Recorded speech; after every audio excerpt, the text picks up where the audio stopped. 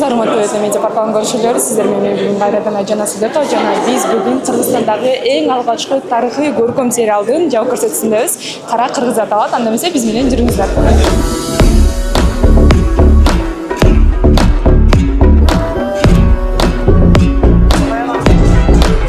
Тарых үчүн, биздин мамлекеттүүлүк үчүн, улут үчүн, келечек үчүн бул өтө чоң ала тоодой чоң долбоор. Биз азыркы буундарга жеткире албай жаткан нерсе ушу да, тарых да. Жакшы. Мындан ары дагы тарыхый сериалды тартуу планыңыздар да барбы? Албетте, бул Кара кыргыз мисалы да. Кара кыргыз бул биринчи сезону бүттү да. Азыр биз 17-жылдан 24-жылга чейин келдик дагы. Автоном облус өзүнчө болуп калдыкпы, Кара кыргыз деп. Ошондо биз бир уч жерибизге ээ болдук, бир уч топурагыбызга ээ болдук. Эми Кара кыргыз автоном республикасы болобуз.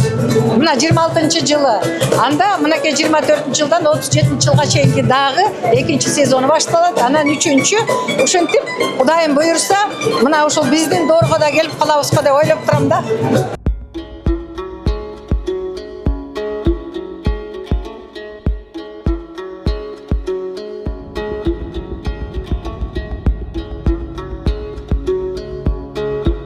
Иманалы Адырбеков бул мага чоң таятам болот.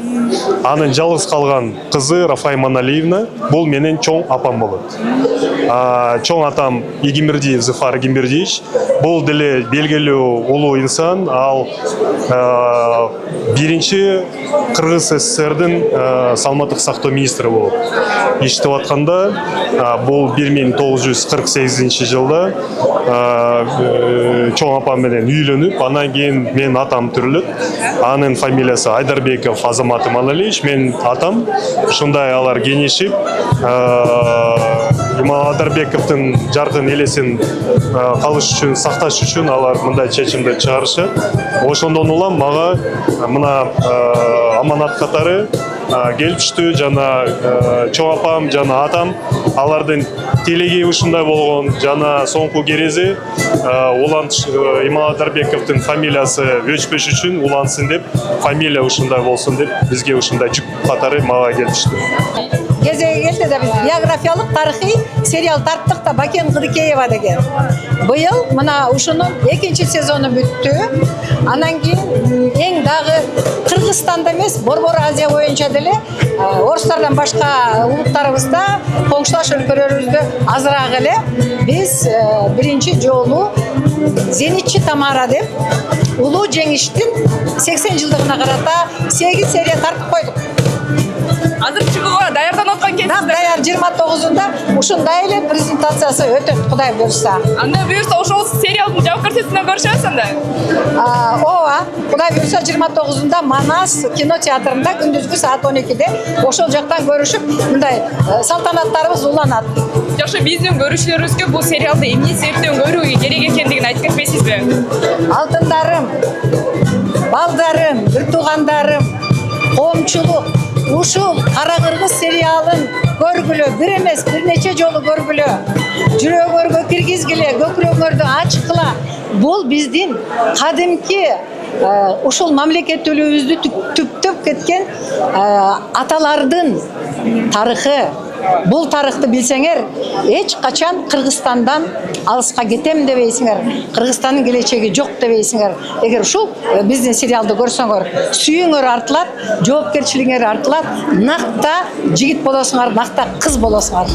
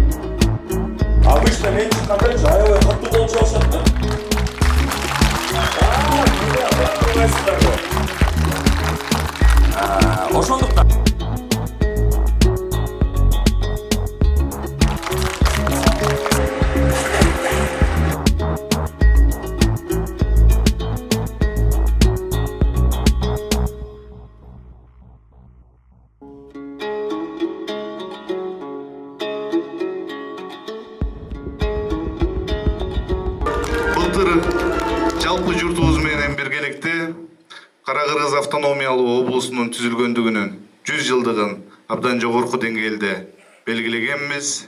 Сериал кандай болуптур? Керемет, жүрөктү дүркүрөткөн, улуттук сезимди ойготкон, элдин аң сезимин жаңырткан, улутубуздун, элибиздин, эркин мамлекетибиздин тарыхына дагы бир үңүлүп кирип, баасын, маанисин, маңызын, баалуулугун түшүндүрө турган эң мыкты, эң көркөм, эң жакшы, бардык тараптан айтор жаңы дух бере турган мыкты сериал болуптур. Улутубуз, элибиз, журтубуз, жалпы калкыбыз бул ушундай эмгекти күтүп турган. Баарыңыздарды көрүүгө сунуштабай, милдеттүү көрүңүздөр деп сунуштайм. Анткени бул нерсени көрүү биздин кечеги эле көрүп аны жөн эле эске алып коюу эмес, келечек үчүн дагы мыкты сабак болот деп эсептейм. Сериал өтө сонун болуптур. Башынан аягына чейин бирден менен көрдүк. Ар бир кыргыз көрсүн бул кинону. Биздин тарыхыбыз, биздин ушул эгемендүүлүктү кандай алганыбыз, кыргыз болуп өзүнүн территориясын алып калганы, ушул ата-бабаларыбыздын салымын ушул кинодон көрөсүздөр. Жана ошол жоопкерчиликти сезип Кыргызстанга болгон дагы бир патриоттуулук күчөйт деп ойлойм. Саламатсыздарбы? Бүгүнкү биздин жабык көрсөтүүгө кош келипсиздер. Сериал сиздерге жакты деген ойдон кандай баа бересиздер? Аябай жакты. Баасы 5 беребиз. Андан кийин болсо биз аябай сүйүнүп атабыз. Ошо 30 жылдан бери Кыргызстан болсо эгемендүүлүк республика болгондон бери ошондой жыйынтыкка биз чыгып, ошондой кино тартып, андан кийин 5 адам болсо ошо Кыргызстанды түптөгөн адамдар болсо эл батыр болду. Ошонун ичинде болсо бизди чоң атабыз Абдыкадыр Оразбеков кирип калды. Ошого дагы сүйүнүп атабыз. Андан тарыхты көрүп көрсөк, ошо 5 адамдын ичинде жөнөкөй бизди чоң атабыз болсо батыраак болгон 4 адам болсо Байманаптарды балдары болгон. Бизди атабызды болсо чоң атабызды көп жылдан бери туура баа бербей, аны сабаксыз деп безграмотный, бирок ошо 1-съездде 25-жылы Кыргызской автономной области съездинде ал болсо председатель аткаруу комитеттин председатели болуп, төрагасы болуп шайланган. Ошондон бери 37-жылга чейин Кыргызстанды башкарып жүргөн. Мына эмки жылы 26-жылы республиканы 100 жылдыгы болот. Былтыр болсо 25-жылы 100 жылдык Кара Кыргызской автономной области биз белгиледик. Эмки жылы республиканы белгилейбиз. Жакшы, сиздерге сериал жактыбы? Бизде аябай сериалга ушундай ыраазычылыгыбызды билдиребиз. Бүт ушу журтубуз окуна Орузбеков айылынан келдик биз. Ошол Орузбеков айылынан бүт рахматыбызды айтабыз, аябай сыймыктанабыз. Ушундай атабыз үчүн 5 атанын бири болгон үчүн рахмат сиздерге. Сериал аябай сонун болуптур. Сериал тартылат дегенде кандай сезимдер болду биринчи сиздерде? Биринчи аябай толкундануу болду, аябай сүйүндүк. Анан кийин көрдүк өз көзүбүз менен. Рахмат сиздерге. Рахматыбызды айтабыз. Жакшы сөздөр айтылат. Абдыкадыр Орозбеков 12 жыл президент болуп иштеген. АССРдын төрагасы болуп иштеген.